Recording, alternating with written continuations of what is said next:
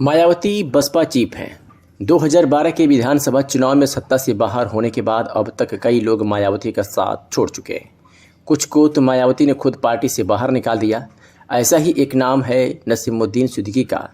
कभी मायावती के बाद बसपा में दूसरे नंबर पर रहे नसीमुद्दीन अब कांग्रेस में हैं।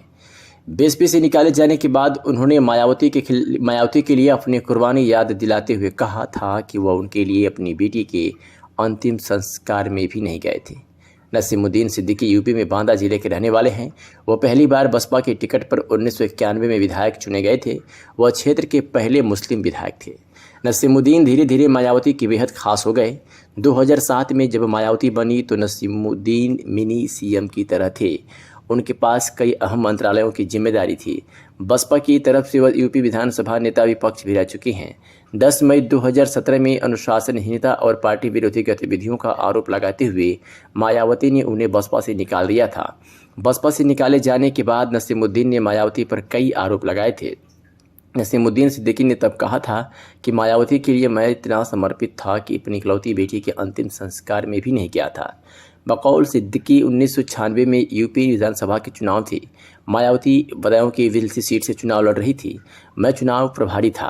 चुनाव के दौरान मेरी इकलौती बड़ी बेटी गंभीर रूप से बीमार हो गई। वो बांदा में थी। मेरी पत्नी का रो रो कर बुरा हाल था। उसने फ़ोन पर बताया कि बेटी की आखिरी सांस चल रही है, आप आ जाओ।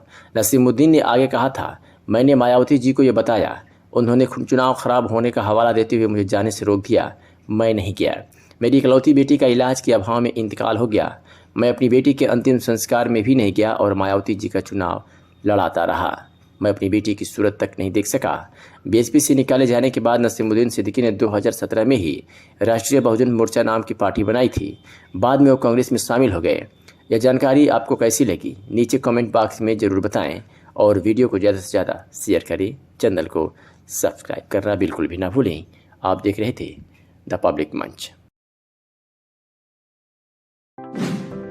क्या आप भी किसी पुरानी बीमारी से परेशान हैं? क्या आप दवा करा थक चुके हैं और आपको लाभ नहीं मिल रहा है? तो निराश होने की आपको कोई ज़रूरत नहीं। हर बीमारियों से छुटकारा पाएं। आज और अभी फ़ोन उठाएं और वैद्य रामसागर चौहान जी का नंबर 94 55 14 90 05 डायल करें और अपनी समस्या बताएं। घर बैठे दवा मंगवाएं। फ़ायदा होने की फुल गारंटी। वैद्य रामसागर चौहान करीबन 30 सालों से लगातार आयुर्वेद की दुनिया में काम कर रहे हैं और अब तक कई लोग इनकी दवाई से ठीक हो चुके हैं। तो फिर देर किस बात की? डिस्प्ले पर दिए गए नंबर पर संपर्क करें और हर बीमारियों से निजात